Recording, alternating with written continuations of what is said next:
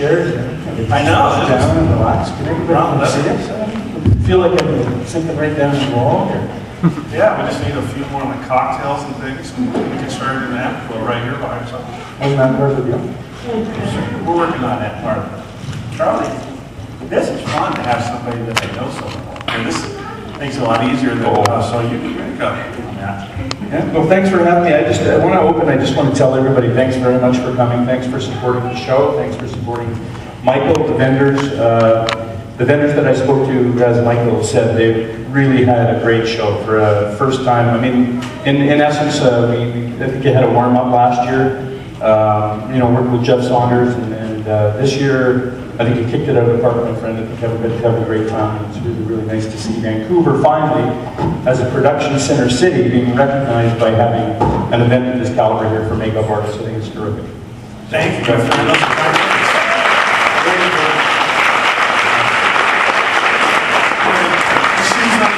I mean, 12 months ago, we were sitting across the table and you were interviewing me, so this is just kind of fun to do it the other way around. Yeah. Let's see, I don't know if I can use as much hard a time as you gave me, though. That was I grilled you pretty good, didn't I? You did?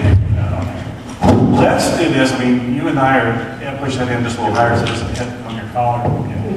I know you real well, but I bet you there's probably a few people out there that they're not quite as familiar with you. So let's just take just a minute and kind of refresh your memory of where you came up and when did you start doing makeup and why? Well, it's okay. I'm going to try to get through this fast. So I've got a condensed version. That's the version we're going to get. A lot bigger things we want to talk about and get to and answer these questions.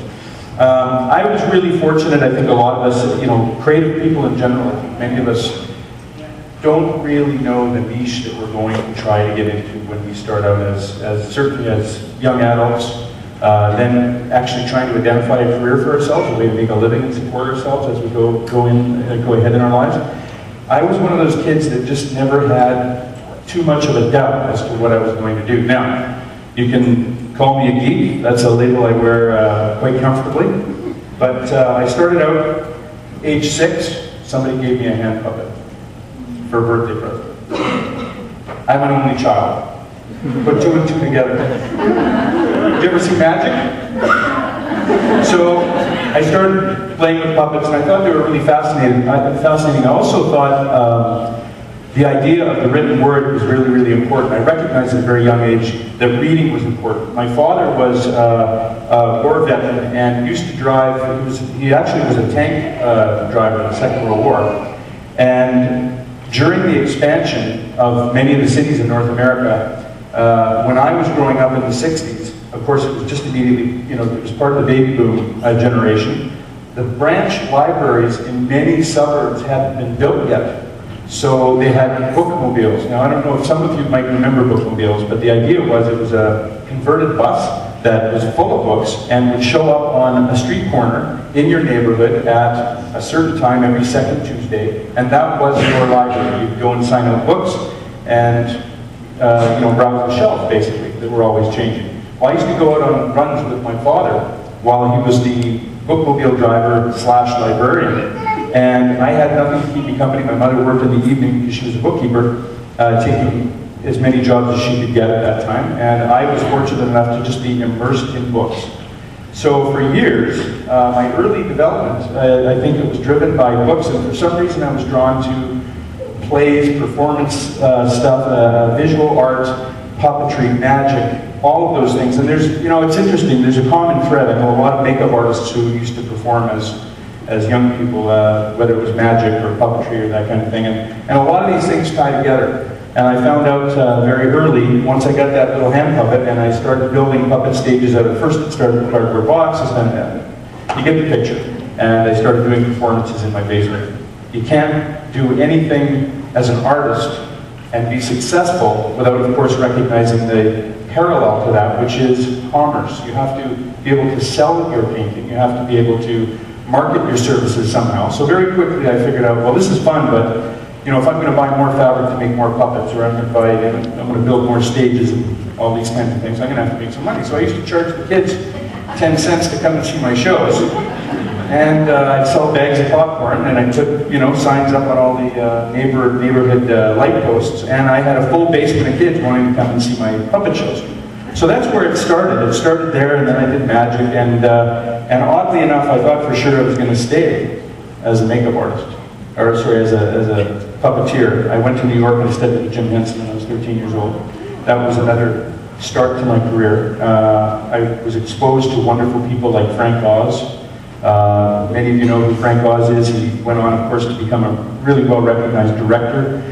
Did Yoda in the Star Wars movies, and of course some of our favorite Muppet characters, Miss Piggy, Grover, etc. I got to stand and work with him side by side, catch Grover, throw Grover. When he was doing Super Grover. Great to consult the hand puppet about which way you should go with your career. Should I do makeup or should I do hand puppet? Do makeup! Was it one of those things where you're having a conversation there? It was like that, actually, almost. What happened was I had a friend in university that asked me to do some work. He was in university, I was still in high school. And I ended up doing a couple of student films for him. He asked me to do a monster. Now the issue was, I was a puppeteer. He said, can you create a monster for me for this dream sequence, this nightmare sequence? And I said, sure, I can come up with something. Well, it was feathers and fun fur and fabric. And you can kind of imagine. It was terrifying in my mind as a puppeteer, but of course he had to shoot it with lots of shadow and lots of bass in the music. Make a long story short, it worked, but it wasn't really what he had in mind. Well, fate would have it that he had faith in me. He came back to me the next year doing he needed another monster. This time it was no holds barred. He went right to the point. He said, Charles, that thing you did for me last year was great, but it looked like a puppet. Can you do something organic? Can it be real? And I said yes, like a fool, like we all do. Run out and say, sure, I can ride a horse, and then go out and learn how to ride like the actors do. So I really quickly ran down to my favorite. I grew up in Calgary. I went to Don's Hobby Shop. Went to Don's Hobby Shop, Leicester grease paint. I don't know if some of you remember Leicester grease paint. You peel the foil back in the cellophane, and you had these different colors of grease paint. Leicester grease crayons, spirit gum, crepe hair, and a bottle of molding rubber. That was the beginning of my career. And I put together this monster with a bunch of oatmeal. I was signing out, I believe it was Herman Buckman's book, on stage makeup. We got some tips out of there. And it was tough to find things when I grew up. There's no internet. So of course you had to just source things where you could get them. Did this great makeup, filmed it, screened the film. And as people were watching the movie, and of course you have to bear in mind the audience was parents, the audience were the actors in the film, the audience was anybody that gave him $5 to buy film and processing for his movie. So it was a very friendly crowd. As the 4-minute film unwound at the University Theatre, I was watching, I was sort of at the back, very, very embarrassed and relatively self-conscious. And as the monster came on screen, in the nightmare sequence, I could see over the tops of everybody's head, everybody sort of sinking down a little bit like this. I thought, oh, this is cool. So they're going down, I'm sort of starting to stand up on the top. And make a long story short, it was great. I got bitten by the bug, everybody really loved that, and the feedback was terrific. And I literally that week I had thousands of dollars invested in sewing machines and puppetry gear. I had trunks full of puppets, and I literally gave it all away to theater companies in Calgary and got into makeup. Wow. Yeah. Now, did you end up going to makeup school, or once you made that decision, you came to that juncture and where you were going to go with your career, what was your first step? Well, I'm one of those fairly common breeds. When many of our age started out, male, female, it doesn't matter where you were. There were, I think, 1 or 2 schools in LA. Joe Blasco School hadn't really started up, I don't think, even at that point. Even buying makeup was tough. There were 2 places you could buy makeup back then. There was that I recall that I used to buy that fairly regularly. 3 places. Burman's they were selling at that time. Columbia Drugstores, Butler, was one of the suppliers in Los Angeles, and Friends. That was it. Which has been around forever. Which has been around forever. And so to even just source the materials, was really, really difficult. So let alone at school. And we hadn't exploded to the point where we're actually this cultural phenomenon now, makeup artists. We have our own magazines.